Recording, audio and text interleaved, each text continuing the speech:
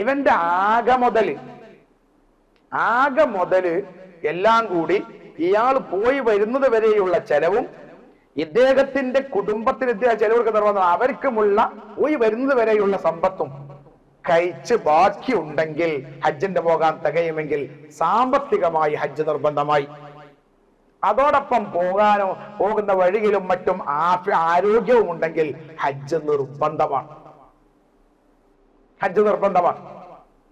ഇനി ഹജ്ജ് നിർബന്ധമായിട്ടും ഒരാൾ മരണപ്പെട്ടു പോയാൽ ഹജ്ജ് ചെയ്തില്ല, എന്നാൽ ആ മനുഷ്യന്റെ മുതൽ വിഹിതിക്കുന്നതിന്റെ മുമ്പ് ഇദ്ദേഹത്തിന് ഹജ്ജ് ചെയ്യാനുള്ള മുതൽ മാറ്റിവെക്കണം.